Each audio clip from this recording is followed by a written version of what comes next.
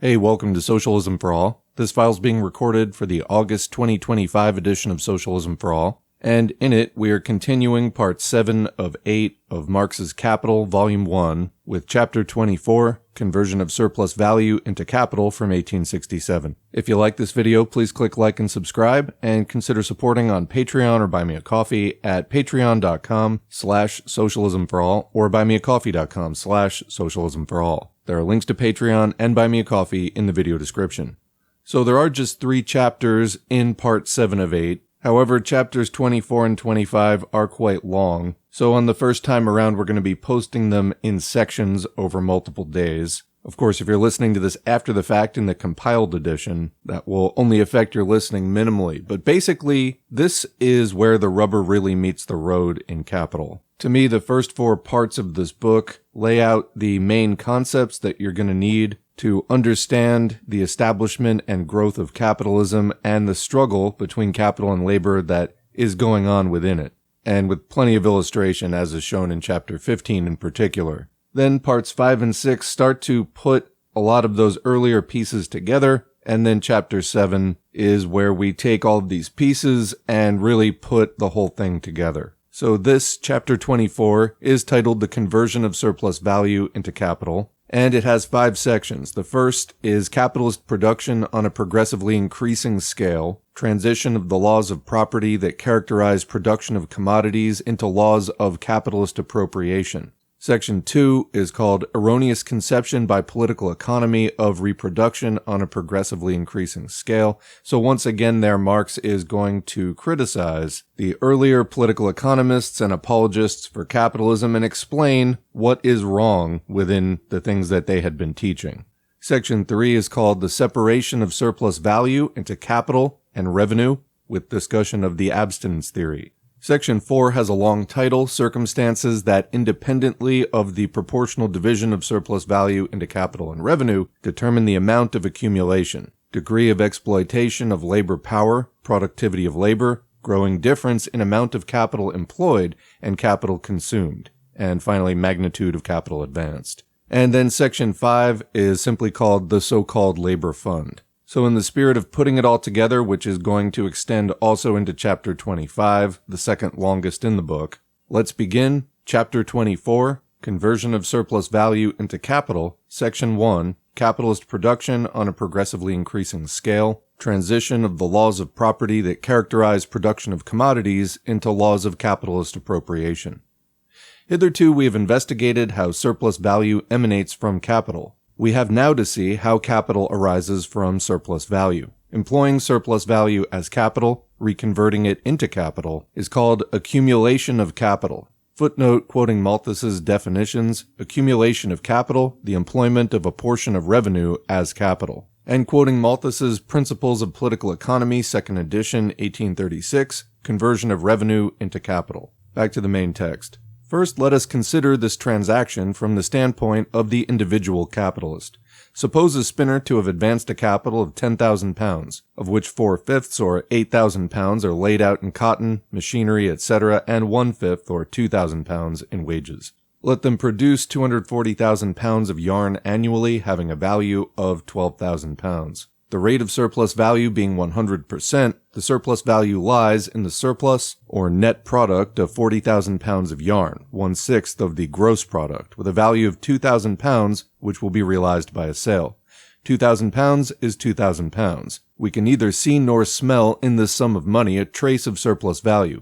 When we know that a given value is surplus value, we know how its owner came by it, but that does not alter the nature either of value or of money. In order to convert this additional sum of £2,000 into capital, the master spinner will, all circumstances remaining as before, advance 4/5 of it, or £1,600, in the purchase of cotton, etc., and 1/5 or £400 in the purchase of additional spinners, who will find in the market the necessaries of life whose value the master has advanced to them. Then the new capital of £2,000 functions in the spinning mill, and brings in its turn a surplus value of £400. The capital value was originally advanced in the money form. The surplus value, on the contrary, is originally the value of a definite portion of the gross product. If this gross product be sold, converted into money, the capital value regains its original form. From this moment, the capital value and the surplus value are both of them sums of money, and their reconversion into capital takes place in precisely the same way. The one as well as the other is laid out by the capitalist in the purchase of commodities that place the capitalist in a position to begin afresh the fabrication of their goods, and this time on an extended scale. But in order to be able to buy those commodities, they must find them ready in the market. Their own yarns circulate only because they bring their annual product to market as all other capitalists likewise do with their commodities. But these commodities, before coming to market, were part of the general annual product, part of the total mass of objects of every kind into which the sum of the individual capitals, i.e. the total capital of society, had been converted in the course of the year, and of which each capitalist had in hand only an aliquot part. The transactions in the market effectuate only the interchange of the individual components of this annual product, transfer them from one hand to another, but can neither augment the total annual production nor alter the nature of the objects produced. Hence the use that can be made of the total annual product depends entirely upon its own composition but in no way upon circulation. The annual production must in the first place furnish all those objects, or use values, from which the material components of capital, used up in the course of the year, have to be replaced. Deducting these, there remains the net, or surplus product, in which the surplus value lies. And of what does this surplus value consist? Only of things destined to satisfy the wants and desires of the capitalist class? Things which consequently enter into the consumption fund of the capitalists? Were that the case, the cup of surplus value would be drained to the very dregs, and nothing but simple reproduction, comment as covered in the last chapter, continuing would ever take place. To accumulate, it is necessary to convert a portion of the surplus product into capital, but we cannot, except by a miracle, convert into capital anything but such articles as can be employed in the labor process, i.e. means of production, and further such articles as are suitable for the sustenance of the laborer, i.e. means of subsistence. Consequently, a part of the annual surplus labor must have been applied to the production of additional means of production and subsistence over and above the quantity of these things required to replace the capital advanced. In one word, surplus value is convertible into capital solely because the surplus product, whose value it is, already comprises the material elements of new capital. Footnote: we here take no account of export trade, by means of which a nation can change articles of luxury either into means of production or means of subsistence and vice versa.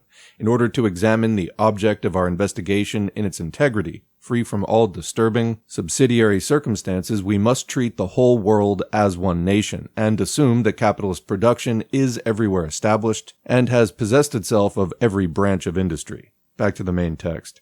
Now, in order to allow these elements actually functioning as capital, the capitalist class requires additional labor. If the exploitation of the laborers already employed does not increase, either extensively or intensively, then additional labor power must be found. Comment, i.e. new laboring individuals. Continuing. For this, the mechanism of capitalist production provides beforehand, by converting the working class into a class dependent on wages, a class whose ordinary wages suffice not only for its maintenance but for its increase. It is only necessary for capital to incorporate this additional labor power, annually supplied by the working class in the shape of laborers of all ages, with the surplus means of production comprised in the annual produce, and the conversion of surplus value into capital is complete.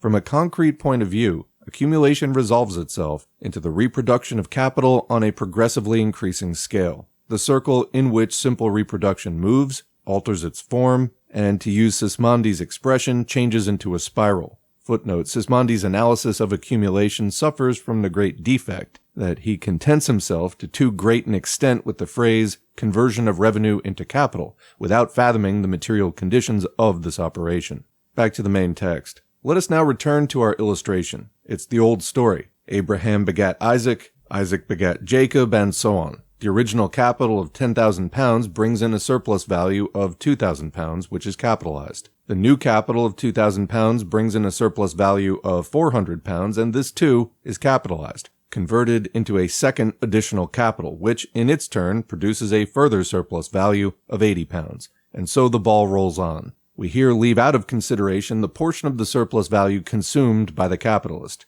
Just as little does it concern us for the moment whether the additional capital is joined on to the original capital or is separated from it to function independently. whether the same capitalist who accumulated it employs it, or whether they hand it over to another. This only we must not forget, that by the side of the newly formed capital, the original capital continues to reproduce itself, and to produce surplus value, and that this is true of all accumulated capital, and the additional capital engendered by it.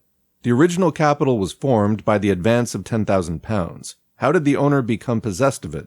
By his own labor, and that of his forefathers, answer unanimously the spokesman of political economy. Footnote quoting Sismondi, the original labor to which their capital owed its origin. Comment reminds me of the meme, how did capitalists get rich? According to them, it's a combination of hard work, good luck, and gumption. And in reality, it's one part inheritance and the rest merciless exploitation of the working class. Back to the main text. And in fact, their supposition appears the only one consonant with the laws of the production of commodities. But it is quite otherwise with regard to the additional capital of £2,000. How that originated we know perfectly well. There is not one single atom of its value that does not owe its existence to unpaid labor. The means of production with which the additional labor power is incorporated, as well as the necessaries with which the laborers are sustained, are nothing but component parts of the surplus product, of the tribute annually exacted from the working class by the capitalist class.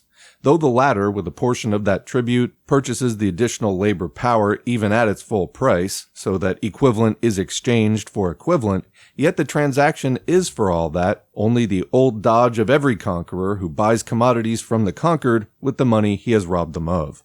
If the additional capital employs the person who produced it, this producer must not only continue to augment the value of the original capital, but must buy back the fruits of their previous labor with more labor than they cost. When viewed as a transaction between the capitalist class and the working class, it makes no difference that additional laborers are employed by means of the unpaid labor of the previously employed laborers. The capitalist may even convert the additional capital into a machine that throws the producers of that capital out of work, and that replaces them by a few children. In every case, the working class creates by the surplus labor of 1 year the capital destined to employ additional labor in the following year. Footnote quoting E.G. Wakefield's England and America, 1833, labor creates capital before capital employs labor. Back to the main text. And this is what is called creating capital out of capital. The accumulation of the first additional capital of £2,000 presupposes a value of £10,000 belonging to the capitalist by virtue of their, quote, primitive labor, and advanced by them. The second additional capital of £400 presupposes, on the contrary, only the previous accumulation of the £2,000, of which the £400 is the surplus value capitalized. The ownership of past unpaid labor is thenceforth the sole condition for the appropriation of living unpaid labor on a constantly increasing scale. The more the capitalist has accumulated, the more they are able to accumulate. Insofar as the surplus value of which the additional capital, number 1, consists, is the result of the purchase of labor power with part of the original capital, a purchase that conformed to the laws of the exchange of commodities, and that from a legal standpoint presupposes nothing beyond the free disposal on the part of the laborer of their own capacities, and on the part of the owner of money or commodities of the values that belong to them. Insofar as the additional capital, number 2, etc., is the mere result of number 1, and therefore a consequence of the above conditions, insofar as each single transaction invariably conforms to the laws of the exchange of commodities, the capitalist buying labor power, the laborer selling it, and we will assume at its real value. Insofar as all this is true, it's evident that the laws of appropriation or of private property, laws that are based on the production and circulation of commodities, become by their own inner and inexorable dialectic, comment what I've referred to on the channel many times as the internal logic of capitalism, continuing, changed into their very opposite. The exchange of equivalents, the original operation with which we started, has now become turned around in such a way that there is only an apparent exchange. This is owing to the fact, first, that the capital which is exchanged for labor power is itself but a portion of the product of others' labor appropriated without an equivalent. Comment, unpaid labor. Continuing, and secondly, that this capital must not only be replaced by its producer, but replaced together with an added surplus. Comment, the conditions of capitalist employment. Continuing, the relation of exchange subsisting between capitalist and laborer becomes a mere semblance appertaining to the process of circulation, a mere form, foreign to the real nature of the transaction, and only mystifying it. The ever-repeated purchase and sale of labor power is now the mere form. What really takes place is this: the capitalist again and again appropriates without equivalent a portion of the previously materialized labor of others, and exchanges it for a greater quantity of living labor. At first, the rights of property seemed to us to be based on a person's own labor. At least, some such assumption was necessary, since only commodity owners with equal rights confronted each other, and the sole means by which a person could become possessed of the commodities of others was by alienating or giving up their own commodities, and these could be replaced by labor alone.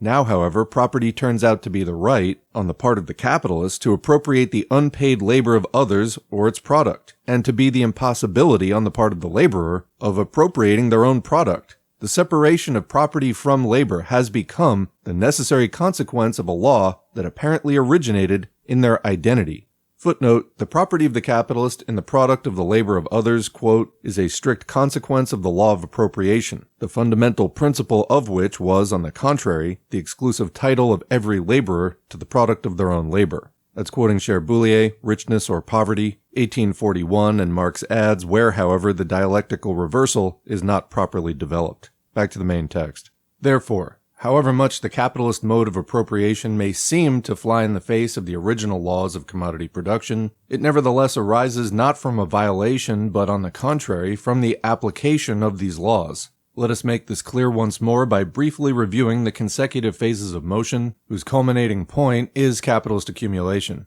We saw in the first place that the original conversion of a sum of values into capital was achieved in complete accordance with the laws of exchange. One party to the contract sells their labor power, the other buys it. The former receives the value of their commodity, whose use value, labor, is thereby alienated to the buyer. Means of production which already belong to the latter are then transformed by them, with the aid of labor equally belonging to them, into a new product which is likewise lawfully theirs. The value of this product includes, first, the value of the used-up means of production. Useful labor cannot consume these means of production without transferring their value to the new product, but, to be saleable, labor power must be capable of supplying useful labor in the branch of industry in which it is to be employed. The value of the new product further includes the equivalent of the value of the labor power together with the surplus value. This is so because the value of the labor power, sold for a definite length of time, say a day, a week, etc., is less than the value created by its use during that time. But the worker has received payment for the exchange value of their labor power, and by so doing, have alienated its use value, this being the case in every sale and purchase. The fact that this particular commodity, labor power, possesses the peculiar use value of supplying labor, and therefore of creating value, cannot affect the general law of commodity production. If, therefore, the magnitude of value advanced in wages is not merely found again in the product, but is found there augmented by a surplus value, this is not because the seller has been defrauded, for they have really received the value of their commodity. It is due solely to the fact that this commodity has been used up by the buyer. The law of exchange requires equality only between the exchange values of the commodities given in exchange for one another. From the very outset, it presupposes even a difference between their use values, and it has nothing whatever to do with their consumption, which only begins after the deal is closed and executed. Thus, the original conversion of money into capital is achieved in the most exact accordance with the economic laws of commodity production and with the right of property derived from them. Nevertheless, its result is 1. That the product belongs to the capitalist and not to the worker, 2. That the value of this product includes, besides the value of the capital advanced, a surplus value, which costs the worker labor but the capitalist nothing, and which nonetheless becomes the legitimate property of the capitalist. 3. That the worker has retained their labor power and can sell it anew if they can find a buyer. Simple reproduction is only the periodical repetition of this first operation. Each time money is converted afresh into capital. Thus the law is not broken. On the contrary, it is merely enabled to operate continuously. Quoting Sismondi's New Principles, several successive acts of exchange have only made the last represent the first, unquote. And yet we have seen that simple reproduction suffices to stamp this first operation, insofar as it is conceived as an isolated process with a totally changed character. Quoting Sismondi again, of those who share the national income among themselves, the one side, the workers, acquire every year a fresh right to their share by fresh work. The others, the capitalists, have already acquired, by work done originally, a permanent right to their share." Unquote. It is indeed notorious that the sphere of labor is not the only one in which primogeniture works miracles. Nor does it matter if simple reproduction is replaced by reproduction on an extended scale, by accumulation. In the former case, the capitalist squanders the whole surplus value in dissipation. In the latter, they demonstrate their bourgeois virtue by consuming only a portion of it and converting the rest into money. The surplus value is their property. It has never belonged to anyone else. If they advance it for the purposes of production, the advances made come from their own funds, exactly as on the day when they first entered the market. The fact that on this occasion the funds are derived from the unpaid labor of their workers makes absolutely no difference. If worker B is paid out of the surplus value which worker A produced, then, in the first place, A furnished that surplus value without having the just price of their commodity cut by a halfpenny. And in the second place, the transaction is no concern of B's whatever. What B claims, and has a right to claim, is that the capitalist should pay them the value of their labor power. Quoting Sismondi again, both were still gainers, the worker because they were advanced the fruits of their labor. Marx adds, should read of the unpaid labor of other workers. Quote, before the work was done. Marx adds, should read before their own labor had borne fruit. Quote, the employer, because the labor of this worker was worth more than their wages. Marx adds, should read, produced more value than the value of their wages. Unquote. To be sure, the matter looks quite different if we consider capitalist production in the uninterrupted flow of its renewal, and if, in place of the individual capitalist and the individual worker, we view in their totality the capitalist class and the working class confronting each other. But in so doing, we should be applying standards entirely foreign to commodity production. Only buyer and seller, mutually independent, face each other in commodity production. The relations between them cease on the day when the term stipulated in the contract they concluded expires. If the transaction is repeated, it is repeated as the result of a new agreement, which has nothing to do with the previous one, and which only by chance brings the same seller together again with the same buyer. If, therefore, commodity production, or one of its associated processes, is to be judged according to its own economic laws, we must consider each active exchange by itself, apart from any connection with the active exchange preceding it and that following it. And since sales and purchases are negotiated solely between particular individuals, it is not admissible to seek here for relations between whole social classes. However long a series of periodical reproductions and preceding accumulations the capital functioning today may have passed through, it always preserves its original virginity. So long as the laws of exchange are observed in every single active exchange, the mode of appropriation can be completely revolutionized without in any way affecting the property rights which correspond to commodity production. These same rights remain in force both at the outset, when the product belongs to its producer, who, exchanging equivalent for equivalent, can enrich themselves only by their own labor, and also in the period of capitalism, when social wealth becomes to an ever-increasing degree the property of those who are in a position to appropriate continually and ever afresh the unpaid labor of others. This result becomes inevitable from the moment there is a free sale, by the laborer themselves, of labor power as a commodity. But it is also only from then onwards that commodity production is generalized and becomes the typical form of production. It is only from then onwards that, from the first, every product is produced for sale, and all wealth produced goes through the sphere of circulation. Only when and where wage labor is its basis does commodity production impose itself upon society as a whole, but only then and there also does it unfold all its hidden potentialities. To say that the supervention of wage labor adulterates commodity production is to say that commodity production must not develop, if it is to remain unadulterated. To the extent that commodity production, in accordance with its own inherent laws, develops further into capitalist production, the property laws of commodity production change into the laws of capitalist appropriation. Footnote, we may well, therefore, feel astonished at the cleverness of Proudhon, who would abolish capitalistic property by enforcing the eternal laws of property that are based on commodity production. Comment which, in other words, is going to end you up in the same place again. Back to the main text. We have seen that even in the case of simple reproduction, all capital, whatever its original source, becomes converted into accumulated capital, capitalized surplus value. But in the flood of production, all the capital originally advanced becomes a vanishing quantity, magnitudo evanescens in the mathematical sense, compared with the directly accumulated capital, i.e. with the surplus value or surplus product that is reconverted into capital, whether it functions in the hands of its accumulator or in those of others. Hence, political economy describes capital in general as, quote, accumulated wealth, converted surplus value or revenue, quote, that is employed over again in the production of surplus value.